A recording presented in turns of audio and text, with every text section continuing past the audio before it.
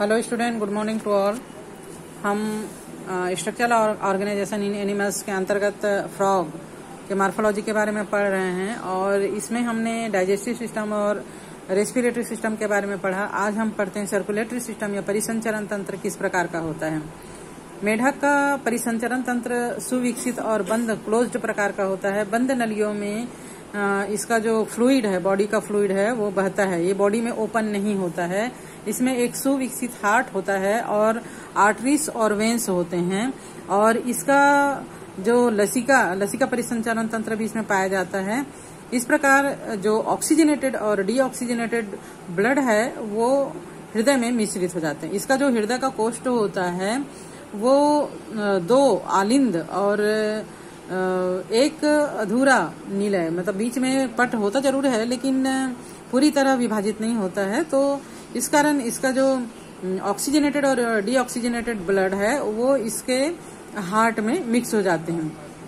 Blood circulatory system जो है वो हार्ट से रक्तवाहिका यानी कि आर्टरीज एंड वेन, धमनी और शिरा से और ब्लड से मिलकर बनता है। लसिका परिसंचरण तंत्र जो है वो लसिका नलिकाओं और लसिका ग्रंथियों से मिलकर बना होता है। जैसे कि मैंने अभी बताया, इसका हार्ट 3 कोष्ठ का मांसल संरचना होता है जो कि देह गुहा के ऊपरी भाग में स्थित होता है। ये पतली पारदर्शी हृदय आवरण पेरिकार्डियम के द्वारा ढका रहता है।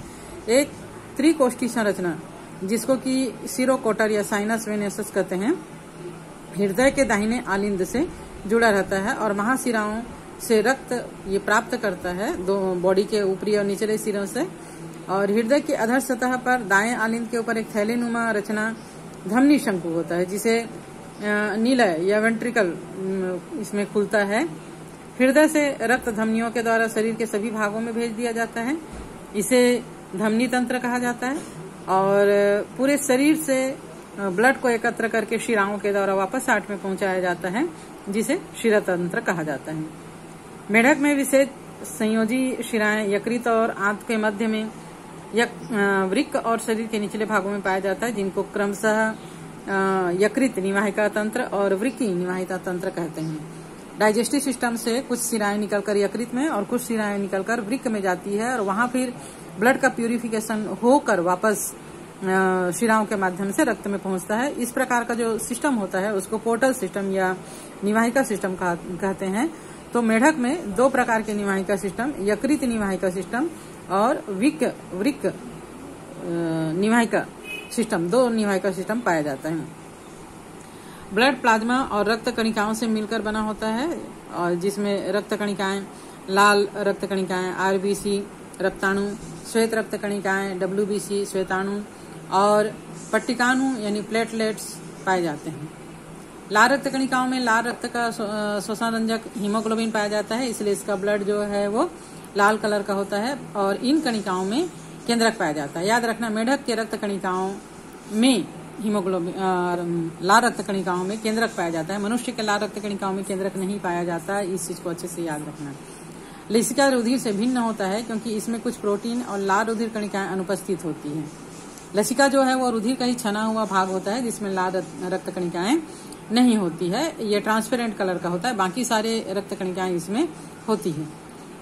सर्कुलेशन के दौरान रक्त पोषकों, गैसों और जल को बॉडी के विभिन्न भागों तक, विभिन्न कोशिकाओं तक पहुंचाया जाता है और इसका जो रुधिर परिसंचरण है मांसल हृदय की कंपन के द्वारा, क्रिया के द्वारा होता है। जैसे कि यहाँ पर हम डायग्राम में देख पा रहे हैं, मेढक का मांसल हार्ट जो है चारों तरफ से पेरिटोनियम मेम्ब्रेन से घिरा हुआ रहता है। आलिंद का 2 कोष्ठ होता है और नीला का 1 ही कोष्ठ होता है। यहाँ से एक महाशिरा जो है वो निकल रहा है और बॉडी के पूरे भागों में पहुंच रहा है। ये उतना ज्यादा डिटेल में नहीं दिया गया है। यहाँ पर किडनी के साथ ये निवाहिका तंत्र बताया गया है और यहीं से ये यकृत डाइजेस्टिव सिस्टम से निकलकर यकृत में भी जाता है और यकृत निवाहिका तंत्र बनाता है। नेक्स्ट एक्सक्रीटरी सिस्टम को देखें, उत्सर्जन तंत्र को देखें तो मेढक में नाइट्रोजन अपशिष्ट को शरीर से बाहर निकालने के लिए पूर्ण विकसित उत्सर्जी तंत्र पाया जाता है। उत्सर्जी तंत्र में मुख्यतः एक जोड़ी वृक्क, जैसे कि अभी हमने डायग्राम में देखा था, इसमें यूरेटर, अवस्कर द्वार, और यूरेथ्रा होता है, यूरिनरी ब्लैडर होता है। ये गहरे लाल रंग के सेम के आकार के होते हैं। जैसे कि यहाँ पर हम डायग्राम में देख पा रहे हैं, 2 विकसित किडनी या वृक्क जो है वो इसमें पाया जाता है। इसमें से निकलकर यूरेटर और ये जो है वो यूरेथ्रा के द्वारा, अवस्कर के द्वार के द्वारा इसको बाहर, इसमें बनने वाले उत्सर्जी पदार्थों को बाहर किया जाता है। और प्रत्येक किडनी जो है वो कई संरचनात्मक और क्रियात्मक इकाई, मूत्रजन नलिकाएं या वृक्किकाओं का बना होता है। मेल मेढक में यूरेटर जो है वो किडनी से निकलकर इससे नलिका के रूप में बाहर आ जाता है। यूरेटर अवस्कर द्वार में खुलता है। फीमेल में यूरेटर और जो अंडवाहिनी होता है वो अवस्कर द्वार में अलग अलग खुलता है। एक पतली दीवार वाला यूरिनरी ब्लैडर भी मलाशय के अधर भाग पर स्थित होता है, जो कि अवस्कर द्वार में खुलता है। मेढक पानी में रहता है ज्यादातर समय, इसलिए यह डायरेक्ट पानी के साथ घुलनशील यूरिया का उत्सर्जन करता है। इसलिए मेढक को यूरिया उत्सर्जी प्राणी कहा जाता है। उत्सर्जी अपशिष्ट रक्त के द्वारा वृक्क में पहुंच जाता है, जहां पर ये अलग कर दिए जाते हैं और इसका उत्सर्जन कर दिया जाता है। नियंत्रण और समन्वय, तंत्रिका तंत्र के बारे में देखें तो मेढक में नियंत्रण और समन्वय भी, यानी तंत्रिका तंत्र जो है वो पूरी तरह विकसित होता है। इसमें अंतःस्रावी ग्रंथि और तंत्रिका तंत्र दोनों ही पाए जाते हैं। विभिन्न अंगों में आपसी समन्वय कुछ रसायनों के द्वारा इसमें होता है, जिसको हार्मोन्स कहा जाता है, और ये सभी अंतःस्रावी ग्रंथियों के द्वारा स्रावित किए जाते हैं। मेढक की मुख्य अंतःस्रावी ग्रंथि में आता है पीयूष ग्रंथि, पिट्यूटरी ग्लैंड, अवटु ग्रंथि, थायराइड ग्रंथि, परावटु ग्रंथि, पैराथायराइड ग्रंथि, थाइमस, पीनियल काय, अग्नाशय दीपिकाएं, अधिवृक्क या एड्रिनल और गोनेट्स। तंत्रिका तंत्र के अंतर्गत मस्तिष्क और मेरुरज्जु आते हैं। केंद्रीय तंत्रिका तंत्र, परिधि तंत्रिका तंत्र, कपाली और मेरुरज्जु, और स्वायत्त तंत्रिका तंत्र, ऑटोनॉमिक नर्वस सिस्टम, अनुकंपी और परानुकंपी, सिंपैथेटिक और पैरासिम्पैथेटिक तंत्र का से मिलकर बना हुआ होता है।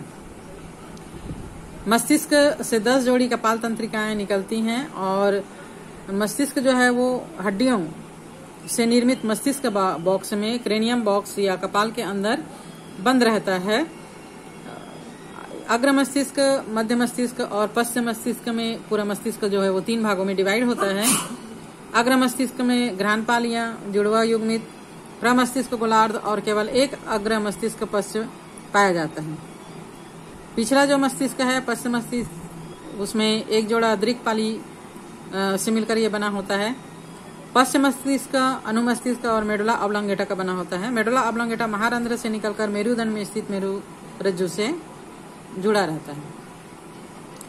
मेढक में भिन्न प्रकार के संवेदी अंग पाए जाते हैं, जैसे कि स्पर्श अंग है, संवेदी पिंपल्स, स्वाद अंग, स्वाद कणिकाएं, गंध, नासिका उपकला, दृष्टि नेत्र और श्रवण, कर्णपटा और आंतरिक कर्ण, है ना। इस प्रकार संवेदी अंग स्पर्श अंग के रूप में संवेदी पिंपल्स यानी स्किन्स, और स्वाद अंग के रूप में लंबी इसकी जिह्वा होती है जिसमें स्वाद कलिकाएं होती है। गंध के लिए नासिका, नासा छिद्र पाया जाता है, उपकला। दृष्टि के लिए नेत्र पाए जाते हैं, और सुनने के लिए कर्णपटा और आंतरिक कर्ण पाए जाते हैं। इस प्रकार 5 संवेदी अंग मेढक में उपस्थित होते हैं। इन सब में आंखें और आंतरिक कर्ण जो है वो सुव्यवस्थित होता है, और बचे हुए दूसरे संवेदी अंग तंत्रिका सिरों पर कोशिकाओं के गुच्छे के रूप में होते हैं। मेढक में एक जोड़ी गोलाकार नेत्र गड्ढों में स्थित होते हैं, जो कि साधारण नेत्र होते हैं, और ये चारों तरफ घूमने लायक होते हैं, सिर के ऊपर उभार के रूप में होते हैं। क्योंकि मेढक में गर्दन का अभाव होता है, इसलिए यह चारों तरफ देख सके, तो इसकी आंखें जो है वो चारों तरफ घूम सकती है, और 2 डायरेक्शन में ये एक साथ देख सकता है। मेढक में बाह्य कर्ण अनुपस्थित होता है, केवल कर्णपटय ही बाहर से दिखाई देता है।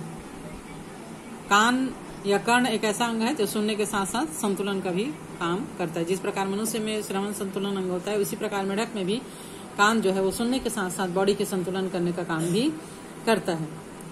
रिप्रोडक्टिव सिस्टम के बारे में अगर हम पढ़ें मेढक में, तो ये दोनों जो है मेल और फीमेल रिप्रोडक्टिव ऑर्गन जो है वो सुव्यवस्थित रूप से इसमें अलग अलग और पूर्ण सुव्यवस्थित होता है। नर जननांग एक जोड़ा पीले अंडाकार वृषण के रूप में होता है, जैसे कि यहाँ पर हम डायग्राम में देख पा रहे हैं। ये किडनी के ऊपर जो है वो पीला अंडाकार वृषण होता है और वृषण ये वृक्क के ऊपरी भाग से पेरिटोनियम मेम्ब्रेन दोहरी वलय मेजोरकियम नामक झिल्ली के द्वारा चिपके हुए रहते हैं। शुक्र वाहिकाएं यहाँ पर हम देख पा रहे हैं 10 से 12 होती है, जो वृषण से निकलने के बाद अपनी ओर के वृक्क में धंस जाती है। वृक्क में ये विडर नाल में खुलता है, जो अंत में फिर यूरेटर में खुलता है और अब ये यूरेटर जो है वो यूरिनरी रिप्रोडक्टिव यूरेटर कहलाता है, जो वृक्क से बाहर आकर अवस्कर द्वार में खुलता है। अवस्कर एक छोटा मध्य कक्ष होता है जो कि उत्सर्जी पदार्थ, यूरिन और स्पर्म सभी को एक साथ बाहर निकलने का काम करता है। ये यहाँ पर अवस्कर मलाशय से अवस्कर द्वार हम देख पा रहे हैं, ये यूरिनरी ब्लैडर है। ये सभी जो है वो अवस्कर द्वार के द्वारा बाहर खुलता है। फीमेल में किडनी के पास एक जोड़ी अंडाशय यहाँ पर हम देख पा रहे हैं, दोनों तरफ एक एक अंडाशय उपस्थित होते हैं, लेकिन किडनी से इसका कोई भी क्रियात्मक संबंध नहीं होता, जैसे कि मेल में होता है। मेल में ये जो है वो इसके अंदर धंस जाते हैं किडनी से निकला हुआ शुक्राणुलिकाएं और शुक्राणु को किडनी से डालकर यूरिन के साथ बाहर निकाला जाता है। पर फीमेल में इस प्रकार का प्रोसेस नहीं होता। अंडाशय जो है वो अलग से किडनी के पास लगे हुए होते हैं, किडनी से इसका कोई संबंध नहीं है। एक जोड़ी अंडवाहिनी अवस्कर द्वार में अलग से खुलती है। यहाँ पर हम देख पा रहे हैं ये अंडवाहिनी है जो अवस्कर द्वार में खुल रहा है। एक परिपक्व फीमेल एक बार में लगभग 2500 से 3000 तक अंडे देती है और इनमें बाह्य निषेचन पानी में होता है। ये अंडों को पानी में छोड़ देती है और वहां पर फिर फर्टिलाइजेशन होता है। भ्रूणी परिवर्धन लार्वा के माध्यम से होता है। तब ये लार्वा जो है वो टैडपोल कहलाता है। ये छोटी छोटी मछलियों के समान होती है, जिसकी लंबी पूंछ होती है और अग्र और पश्च टांग जो है वो छोटी होती है। जब इसका परिवर्धन होता है, परिवर्धन प्रत्यक्ष होता है, तब इसकी पूंछ हट जाती है, धीरे धीरे डिसअपेयर हो जाती है और अग्रपाद छोटा और पश्चपाद जो है लंबा और मजबूत हो जाता है और ये एक वयस्क मेढक में एक मेढक के संपूर्ण शिशु मेढक में कन्वर्ट हो जाता है। मेढक मनुष्य के लिए बहुत लाभदायक है। कई प्रकार से ये मनुष्य को लाभ पहुंचाता है। एक तो ये कीड़े मकोड़ों को खाता है, तो कीटों को नष्ट कर देता है। ज्यादातर ये पानी वाले स्थान में रहता है और जो खेत वगैरह है, फसल वगैरह है, वहां पर जमीन गीली और पानी वाला रहता है, वहां कीटों को खाकर ये फसलों की रक्षा करने का काम करता है और इस प्रकार यह पर्यावरण या वातावरण के संतुलन को बनाए रखता है। तो इस प्रकार पारिस्थितिक तंत्र में एक महत्वपूर्ण भोजन श्रृंखला के रूप में कार्य करके पारिस्थितिक तंत्र को नियंत्रित करके रखने में, उसका संतुलन बनाए रखने में बहुत ही महत्वपूर्ण कड़ी के रूप में काम करता है। कुछ देशों में मेढक का जो मांसल पाद है उसे भोजन के रूप में भी लिया जाता है। तो हमारा ये चैप्टर 7 जो है वो स्ट्रक्चरल ऑर्गेनाइजेशन इन एनिमल्स आज खत्म होता है। नेक्स्ट डे हम नेक्स्ट चैप्टर स्टार्ट करेंगे।